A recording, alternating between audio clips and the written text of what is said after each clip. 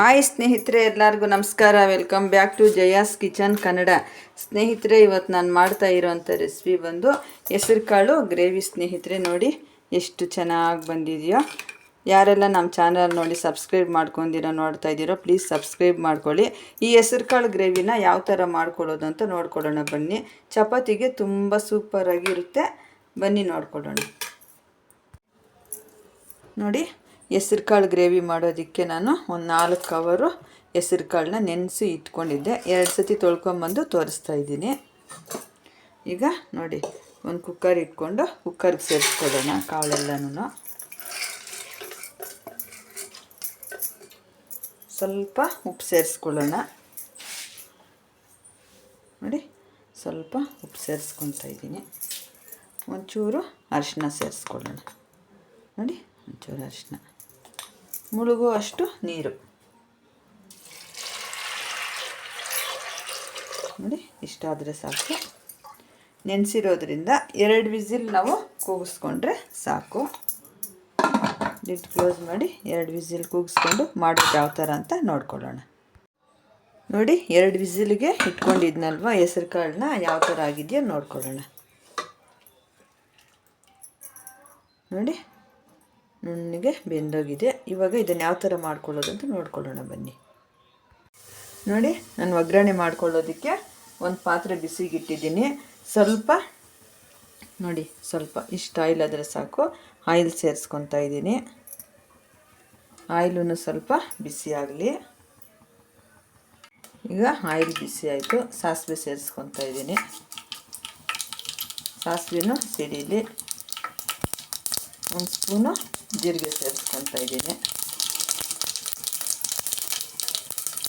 ಈ ಥರ ಸಣ್ಣ ಸಣ್ಣದಾಗಿ ಕಟ್ ಮಾಡಿರೋ ಬೆಳ್ಳುಳ್ಳಿನ ಸೇರಿಸ್ಕೊತಾ ಇದ್ದೀನಿ.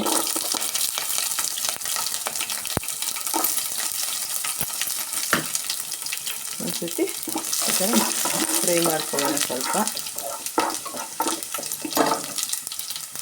ಈಗ 3 ಹಸಿಮೆಣಸಿನ್ಕಾಯಿನ ಈ ಥರ ಕಟ್ ಮಾಡಿ ಸೇರಿಸ್ಕೊತಾ ಇದ್ದೀನಿ.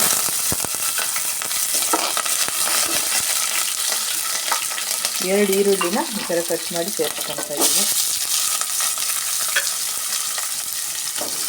ಚೆನ್ನಾಗಿ ಫ್ರೈ ಮಾಡ್ಕೊಬೇಕು. ಈ ಥರ ಸ್ವಲ್ಪ ಹಿಂಡಿ ಸೇರಿಸ್ಕೊತಾ ಇದ್ದೀನಿ.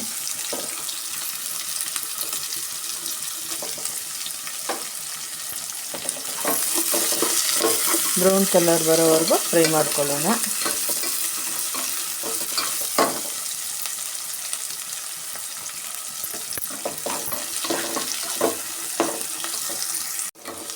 ನೋಡಿ, ಇಷ್ಟಾದರೆ ಸಾಕು. ನೋಡಿ, ಕಲರ್ ಚೇಂಜ್ ಆಗಿದೆ, ಬ್ರೌನ್ ಕಲರ್ ಆಗಿದೆ.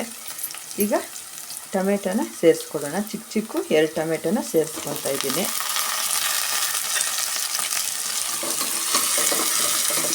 ಇದನ್ನು ಚೆನ್ನಾಗಿ ಫ್ರೈ ಮಾಡ್ಕೊಳ್ಳೋಣ.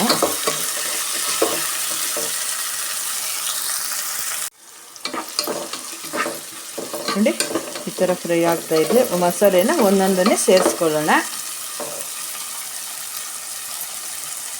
ಆವಾಗಲೇ ಸ್ವಲ್ಪ ಬೇಯಿಸ್ಕೊಳ್ಳೋಕ್ಕೆ ಉಪ್ಪು ಹಾಕಿದ್ದೆ. ಇವಾಗ ಸ್ವಲ್ಪ ಹಾಕೋಣ. ನೋಡಿ,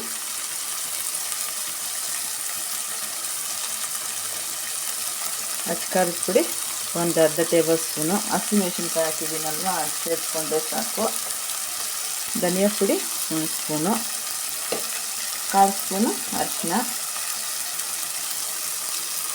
ಅಷ್ಟು ಹಾಕ್ಕೊಂಡ್ರೆ ಸಾಕು. ಈಗ ಗರಂ ಮಸಾಲ ಸ್ವಲ್ಪ ಸೇರಿಸ್ಕೊಳ್ಳೋಣ. ಎಲ್ಲ ಸೇರಿಸಿ ಚೆನ್ನಾಗಿ ಮಿಕ್ಸ್ ಮಾಡ್ಕೊಳ್ಳೋಣ. ಈ ಥರ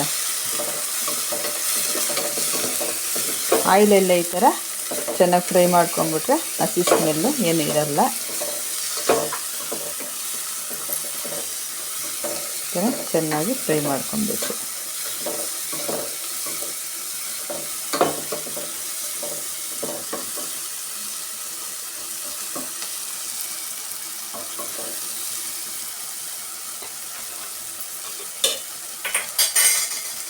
ಈಗ ನಾವು ಬೇಯಿಸಿ ಇಟ್ಕೊಂಡಿದ್ವಲ್ಲ ಕಾಳನ್ನ, ಅದನ್ನು ಹಾಗೆ ನೀರು ಸಮೇತ ಸೇರಿಸ್ಕೊತಾ ಇದ್ದೀನಿ ನಾನು.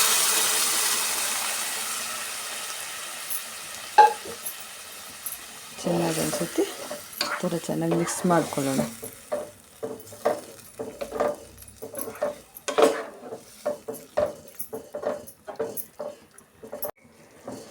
ನೋಡಿ ಈ ಥರ ಚೆನ್ನಾಗಿ ಮಿಕ್ಸ್ ಮಾಡಿಕೊಂಡು ಒಂದು ಸ್ವಲ್ಪ ನೀರು ಸೇರಿಸ್ಕೊಡೋಣ. ಚಪಾತಿ, ರೈಸು, ದೋಸೆಗೆ, ರೊಟ್ಟಿಗೆಲ್ಲ ತುಂಬ ಚೆನ್ನಾಗಿರುತ್ತೆ.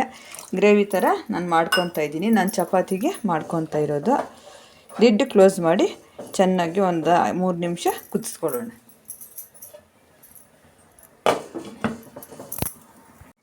ನೋಡಿ ನಾವು 3 ನಿಮಿಷ ಇಟ್ಕೊಂಡಿದ್ವಲ್ಲ ಕುದಿಸ್ಕೊಳ್ಳೋದಕ್ಕೆ, ಯಾವ ಥರ ಆಗಿದೆಯೋ ನೋಡ್ಕೊಳ್ಳೋಣ ಬನ್ನಿ.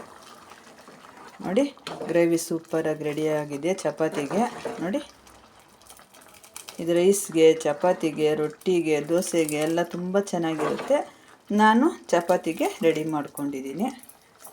ಇವಾಗ ಫೈನಲ್ಲಾಗಿ ಸ್ವಲ್ಪ ಕೊತ್ತಂಬರಿ ಸೊಪ್ಪನ್ನ ಸೇರಿಸ್ಕೊಂಡ್ರೆ ಹೆಸರು ಕಾಳು ಗ್ರೇವಿ ರೆಡಿ ಆಯಿತು. ಈ ಥರ ಹೆಸರು ಕಾಳು ಗ್ರೇವಿನ ನಿಮ್ಮ ಮನೆಯಲ್ಲೂ ನೀವು ಒಂದು ಸತಿ ಟ್ರೈ ಮಾಡಿ. ಯಾವ ಥರ ಬಂತು ಅಂತ ಕಮೆಂಟ್ ಮಾಡಿ. ಪ್ಲೀಸ್ ಯಾರೆಲ್ಲ ನೋಡ್ತಾ ಇದ್ದೀರಾ ಸಬ್ಸ್ಕ್ರೈಬ್ ಮಾಡಿಕೊಂಡು ಸ್ಕಿಪ್ ಮಾಡ್ದಿರ ಕೊನೆ ತನಕ ವಿಡಿಯೋ ನೋಡಿ. ಕಂಪ್ಲೀಟಾಗಿ ರೆಡಿ ಆಯಿತು ಹೆಸರು ಕಾಳು ಗ್ರೇವಿ. ಬಿಸಿ ಬಿಸಿ ಹೆಸರು ಕಾಳು ಗ್ರೇವಿ ರೆಡಿಯಾಗಿದೆ. ಈ ವಿಡಿಯೋ ಇಷ್ಟವಾದಲ್ಲಿ ಲೈಕ್ ಮಾಡಿ, ಶೇರ್ ಮಾಡಿ, ಕಮೆಂಟ್ ಮಾಡಿ. ಹಾಗೆ ನಮ್ಮ ಚಾನಲ್ನ ಸಬ್ಸ್ಕ್ರೈಬ್ ಮಾಡಿಕೊಂಡು ಸ್ಕಿಪ್ ಮಾಡ್ದಿರ ಕೊನೆ ತನಕ ವಿಡಿಯೋ ನೋಡಿ. ತುಂಬ ಧನ್ಯವಾದಗಳು.